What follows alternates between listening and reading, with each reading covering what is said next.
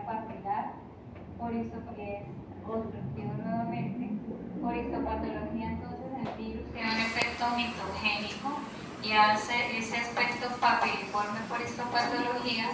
Si ustedes ven, genera varias proyecciones hacia el lumen, ¿cierto? Y aquí tenemos una proliferación de células respiratorias que también cambian la morfología. Tenemos que normalmente son cúbicas altas. En esta zona todas las células respiratorias son cúbicas altas. Y tenemos unas células cúbicas bajas que me indican que hay también diferentes poblaciones celulares indicando ese pleomorfismo. Algunas tienen escasas cilias, otras no presentan cilias diferenciales, lo que me indica que también es un crecimiento del tipo anaplásico. Entonces, para este ejemplo tenemos un adenocarcinoma que es de origen viral infeccioso en ovinos. Tenemos, o vamos a revisar para tenerlo en cuenta, otro tipo de rinitis que son las rinitis linfoplasmocitarias, muy comunes en los felinos. Recordemos que los felinos tienden a hacer esta rinitis, gingivitis, estomatitis, enteritis y colitis en el tipo linfoplasmocitaria son idiopáticas. No se sabe cuál es la causa específica de que ellos desarrollen este tipo de lesiones inflamatorias. Generalmente se acompañan con sintomatología, cualquiera de las que les mencioné. Para este caso vamos a tener una secreción copiosa serosa en catarrar. No hay buena resolución de las lesiones salvo los que son corticoides, pero los que son más sensibles a este tipo de rinitis idiopática linfoplasmocitaria. Tenemos una condición familiar heredada que es la parálisis del aparato mucociliar, que se llama discinesia, ahí está el nombre escrito. Se dan algunas razas específicas, por ejemplo, de equinos, otro árabe, algunas razas también persa. Tenemos también algunas condiciones heredadas familiares con esta discinesia asociada a algunas razas braquicéfalas como el bulldog. Y hablando de estas braquicefálicas, también tenemos otros síndromes, que es el síndrome del perro braquicefálico, ¿no? Ellos pueden tener hipertrofia de los cornetes nasales, elongación del paladar blando, y podemos encontrar estenosis tráquea.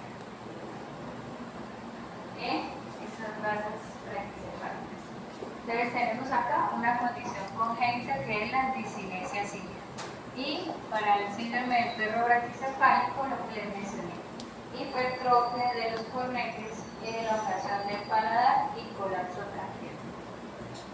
Es algo anatómico de predisposición racial. Lesiones hemorrágicas que tienden a coagularse, entonces ya sabemos que estamos hablando de un hematoma.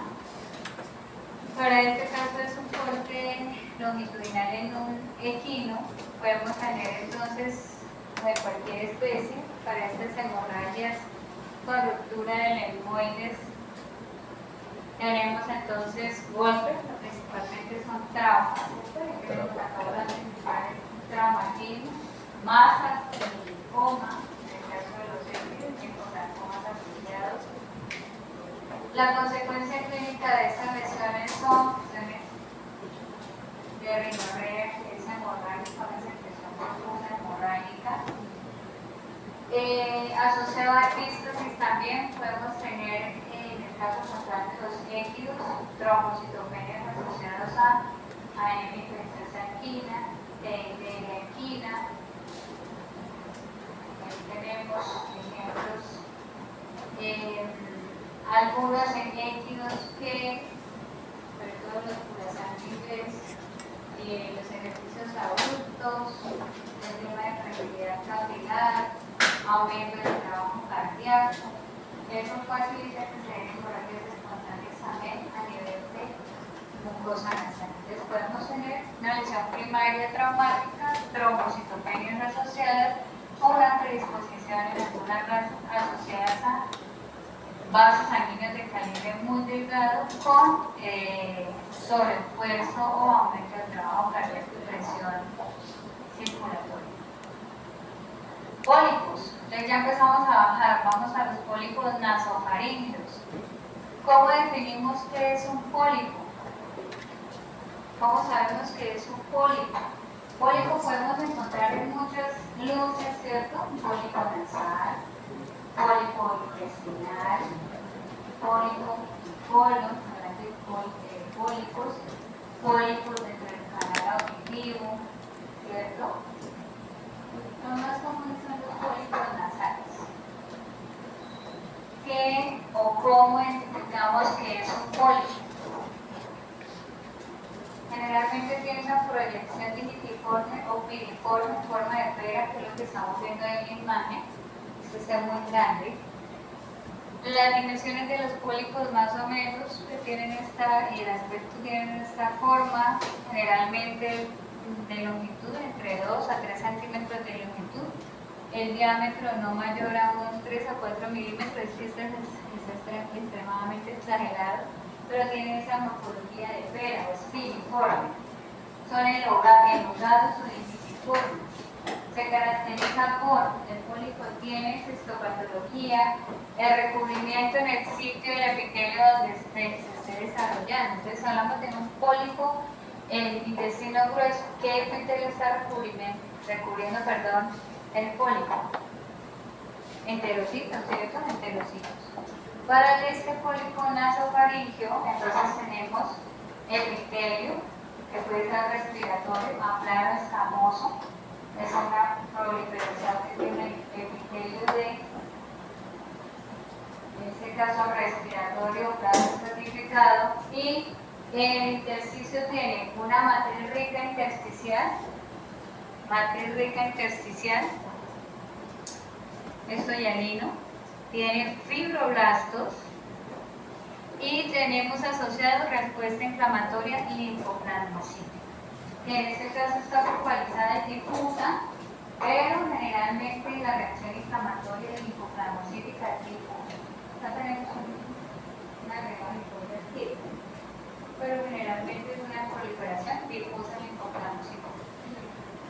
¿Qué connotación tiene un pólipo? Patológica. ¿Qué importancia patológica tiene un pólipo?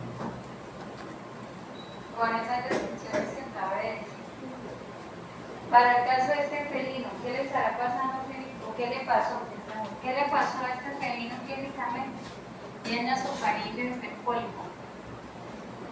Obstrucción, ¿cierto? Obstrucción. Procesos obstructivos, la deglución, inanición porque no puede tomar los alimentos ni digestivos, este tipo obstructivo, este pólipo. Generalmente, dependiendo del tamaño, pues no vamos a tener ningún tipo de procesos adicionales. Si es adictivo y está haciendo obstrucción, se contamina y se genera otitis por pseudomonas. Aquí hablamos de los procesos obstructivos asociados a la difusión y la respiración.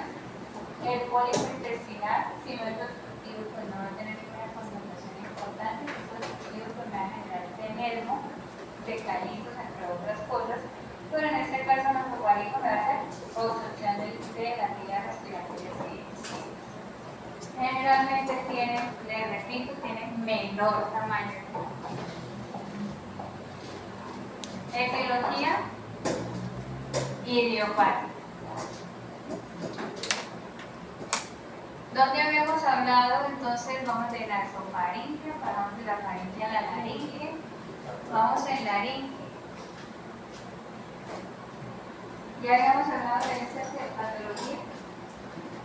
Cuando citamos la neurología laríngea, no hablamos de esa enfermedad, para identificar qué adaptación. ¿Cómo le digo? ¿Cómo? La dermatitis. Atrofia, cierta atrofia unilateral de las neofibrillas, donde están las flexias, tenemos atrofia esticuariteloides, ahí está la atrofia. Y hablamos que se generan lesiones en el nervio laríngeo, entonces tenemos atrofia por denervación. y genera entonces obliteración o estenosis parcial de la laringe. Causas, generalmente la hemiplegia laringea generalmente es de tipo congénita, pero me está diciendo que por lesión de continuidad en el caso de la butulitis equina, ¿cierto?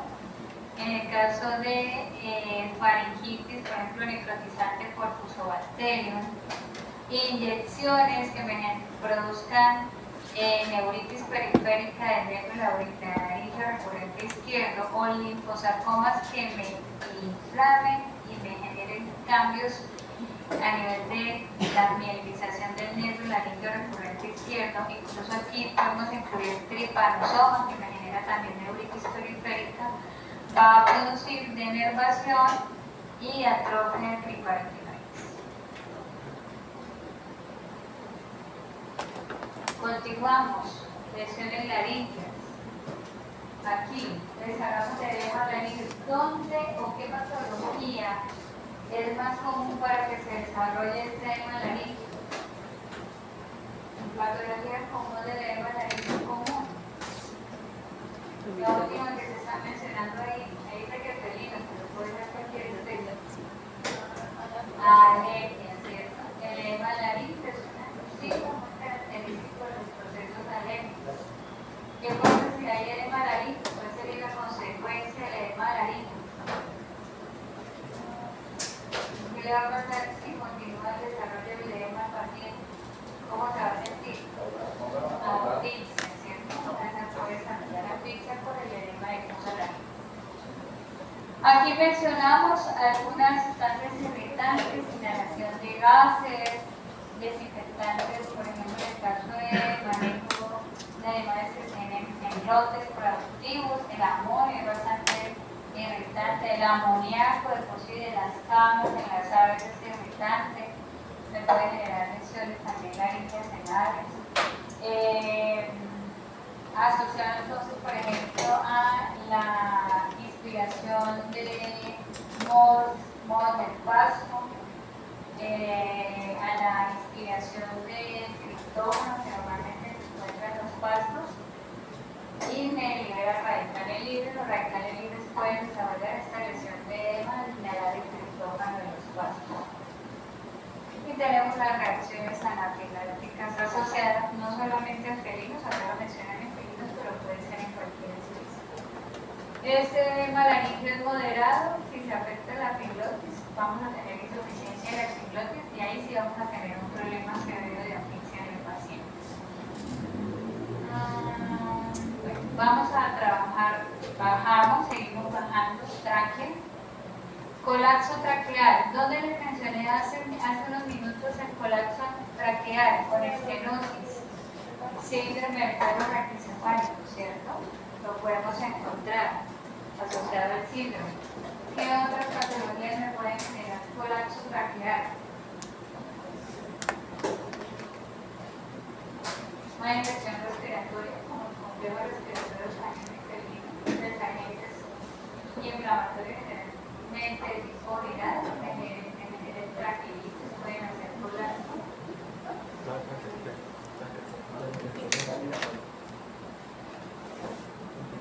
Bueno, si una gente está en el sitio del colapso es abrupto y puede generar asfixia en el paciente. Ya vamos del cuerpo extraño. Eso sí es lo que generalmente en cualquier paciente. ¿Qué más? Sí puede ser un cuerpo extraño, pero la tráquea colapsa y lo del perro braquial, lo siento, lo que pasa. ¿Qué otros procesos pueden generar una generación de la tráquea? Traumas. Por ejemplo, los collares de ahogo. Cuando ustedes dejan el perrito sobre la mesa, no le hacen, no le colocan lo que es pechera, sino lo dejan con un mundo corredizo, se van a dar una vuelta y encuentran el perrito colgado en la mesa. Obliteración traqueal, es de tipo traumático. Los collares de ahogo, ¿no? Eso que el dueño no está pendiente, la señora, no sale la señora que les ayuda a intentar sacar el perro y el perrito va a estar la placa, no hay que ayudar a tirar el perrito. O los perros que nos manejan escuchar el lado también todo el tiempo, y ellos hacen bastante fuerza, ese trauma constante traqueal puede hacer la estenosis también o traumatismo. Senilidad, los viejitos. La reducción de la síntesis de glucoproteínas que mantienen, ¿cierto? Esa rigidez, esa flexibilidad natural del anillo traqueal, la disminución de la síntesis de conductín, facilita también que se estenose el anillo traqueal. Es una condición muy común en perritos seniles, ¿no? Viejitos. Acá estamos hablando de la estenosis en y muy seguramente de tipo traumático. Hay hemorragia asociada en este mal. Traqueitis infecciosas. Las traqueitis también las podemos clasificar como traqueitis catarrales, serosas, fibrinosas, fibrinopurulentas y granulomatosas, pero de origen parasitario. Acá entonces tenemos un ejemplo de traqueitis fibrinosa. Están diciendo que específicamente es atráqueo. Acá tenemos la luz del esófago y aquí tenemos la tráquea. Entonces en la tráquea estamos viendo que es un exudado copioso, amarillento, que tiene consistencia mucoide, entonces es un exudado tipo suturativo. Hablamos entonces aquí para en el caso que me está diciendo que la especie es un Filium pastorela, podemos incluir también Klebsiella pneumoniae asociado, contaminaciones secundarias, por ejemplo, protas, no muy común, pero se puede hilar de tráquea.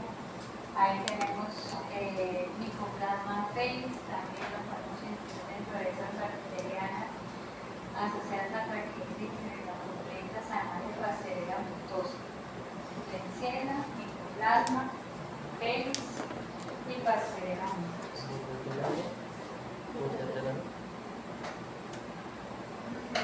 Por detela sí se puede hilar, pero es más común en caninos, en conejos, en cerdos, ¿cierto? Se puede hilar porque no es muy común.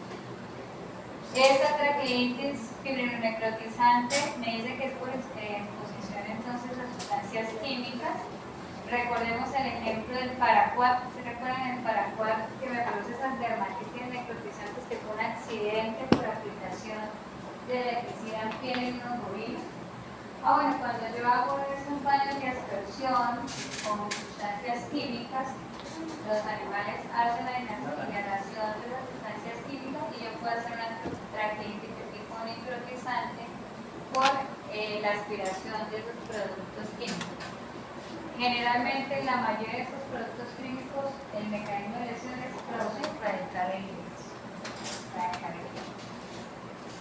con necrosis de la mucosa, exudado fibrinoso, que es lo que tenemos en la luz, y macroscópicamente pues tenemos esa necrosis difusa, fibrinosa y hemorrágica de la mucosa traqueal. ¿En dónde hemos escuchado al Fusobacterium necrophorum? Cuéntenme ustedes en dónde lo hemos escuchado.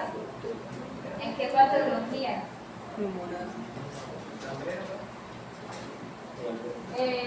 Sí, puede generar gangrenas de tipo húmedo, en extremidades, en la laminitis, sí, gangrenosos, dermatitis gangrenosas. En donde más las identificamos en este pasado o lo utilizamos para quitar tipos de necrosis. Hepatitis, ¿cierto? Entre local necrotizante y oxidativa, para identificar necrosis de liquefacción. El laringe, este amigo, esta amiga bacteria, me produce una, lo que hablamos aquí de una laringitis, gangrenosa y necrotizante también. Hay formación de pseudomembrana, por eso dice difteria de los terneros, se llama la enfermedad, cuando me afecta la laringe. Y si ustedes miran la imagen que tienen en el repaso, pues van a encontrar lesiones de vaso ulcerativas, necrotizantes, con exudado fibrinoso. Por eso hablan que es diftérica la lesión, porque hay pseudomembranas de exudado fibrinoso asociadas. Agentes oportunistas secundarios, Acanobacterium pyogenes o Teoperella pyogenes, puede hacer también esta lesión de concomitancia con fusobacterio. Generalmente es un olor pútrido el que emana el animalito por la cavidad oral, asociado a la lesión a una laringitis necrotizante y, como mencionó Oscar, es de tipo ganglioso. Les mencionaba nódulos en la luz de la mucosa traqueal. Entonces, tenemos asociados entonces patologías parasitarias de gusanos redondos principalmente. Tenemos los orleros y el Mammonogamus eirei en felinos. Son lesiones nodulares parasitarias de tipo granulomatoso, como lo estamos viendo en la imagen, tanto de la histopatología como del aspecto macroscópico a lo largo de la mucosa traqueal. Vamos a encontrar un paciente con tos reiterativa, esto va a generar un reflejo de oxígeno constante, y yo no he visto ninguna lesión parasitaria de este efecto de mucosa respiratoria. Entonces, si encuentran eso, van a ver. Porque es que se reduce la presentación de estos gusanos redondos en la vía respiratoria, que favorece que no se presenten los sistemas de desparasitación, ¿no? Evitan esa aparición de parásitos de las vías respiratorias. De pronto sí en rumiantes vamos a encontrar el caulus asociado. Antes de pasar a micosis, vamos a hablar de la supurativa. Entonces, este es el ejemplo de el Streptococcus equi asociado a botulitis equina, o también conocido como empiema de la bolsa gutural o burma equina, ¿cierto? O papera equina. Entonces, tenemos la lesión asociada al Streptococcus equi. Recuerden que el Streptococcus tiene varios factores de virulencia responsables de las lesiones de tipo piógeno en esta carga o en esta bolsa. Micosis de las bolsas guturales, decimos gutulitis micótica, aspergillus generalmente. También podemos encontrar lesiones granulomatosas gaseificadas con la presencia de hifas y esporas asociados a aspergillus. Recordemos que me puede hacer lesión del nervio laríngeo recurrente izquierdo, este tipo de lesiones de la bolsa gutural con hemiplegia laríngea. Recordemos la capacidad entonces de sus agentes micóticos de producir en la luz de vasos sanguíneos regionales en la bolsa gutural trombos, lesiones isquémicas e infartos asociados por el hongo y las toxinas del hongo. Bueno, ahora vamos a revisar de forma conceptual unas lesiones que vamos a empezar a trabajar en patología respiratoria. Y para en este caso vamos a empezar a conceptualizar el término atelectasia. Nosotros ya lo hemos utilizado, ya lo hemos trabajado, y eso lo hablamos de colapso pulmonar, ¿cierto? Ahora lo veíamos, por ejemplo, en el hidrotórax, en el hemotórax, que me genera el timpanismo, que me genera colapso pulmonar o atelectasia pulmonar. Para esos ejemplos que cabe mencionar, bueno, primero vamos a definir qué es atelectasia, ¿cierto? Y si revisamos rápidamente, el señor Google le va a decir atelectasia es la incapacidad del pulmón para insuflarse y llenarse nuevamente de aire. Es decir, que hay un colapso parcial de los espacios alveolares. Eso es atelectasia pulmonar. Ahora, está clasificado de tipo obstructivo, y dentro de esa obstrucción, con la lengua la tramo, de tipo obstructivo, que se da en la luz, entonces ese óvalo verdecito me está indicando que la obstrucción se le puede dar dentro de la luz alveolar, ¿cierto? Y me está diciendo que la atelectasia también tiene su origen cuando hablamos de atelectasia de tipo compresivo. Cuando les hablé del hemotoras, como estamos viendo en la imagen, cuando les hablé del hidrotoras, cuando les hablé del timpanismo, esos líquidos hacen presión externa de los lóbulos pulmonares y lo que van a generar es un desplazamiento de los lóbulos pulmonares. Entonces es una atelectasia de tipo compresivo, está fuera del tejido pulmonar. Las áreas de atelectasia, se ven de este aspecto grisáceo en bajo relieve en los lóbulos pulmonares o todo el lóbulos pulmonares colapsados. Cuando hablamos de atelectasia de tipo obstructivo, les decía, miren el óvalo verde, me está diciendo entonces que generalmente se acompaña de exudados inflamatorios que están en la luz del árbol broncoalveolar. Generalmente ese es el proceso obstructivo que encontramos. Está llena la luz del árbol broncoalveolar con células inflamatorias. Entonces vamos a encontrar otros tipos de atelectasia que también son, sobre todo en este caso de neonatos.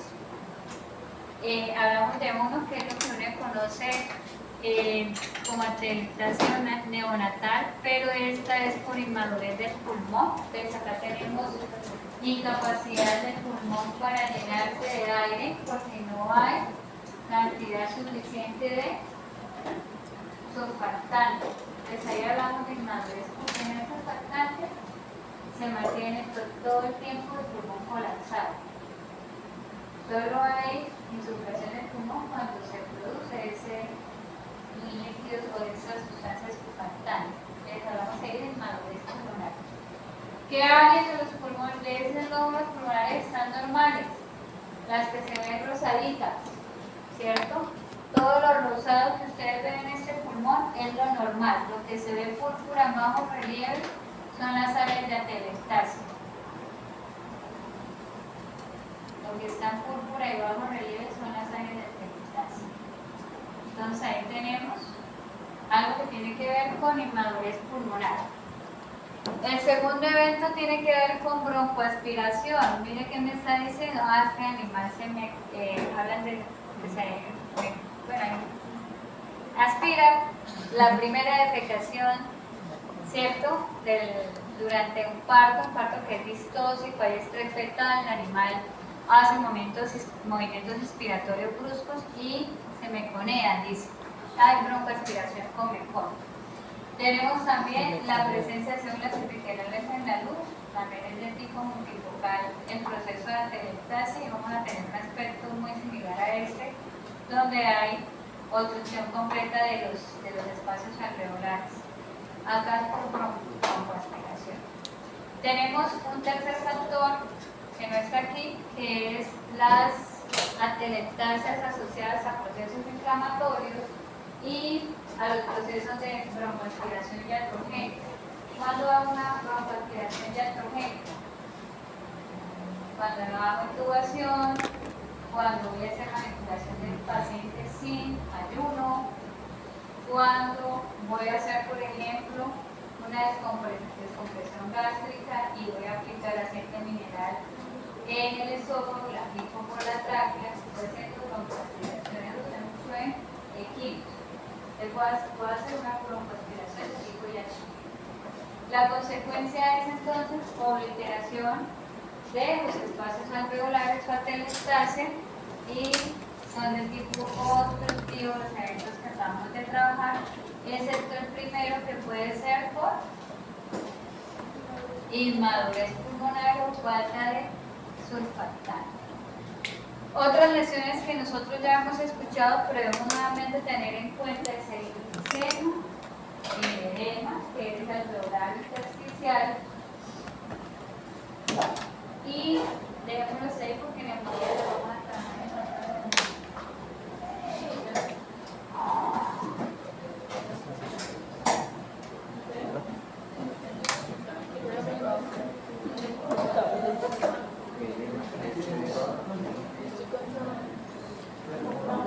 'Si hay tinto, 'si hay tinto. ¿Qué? Que si hay tinto.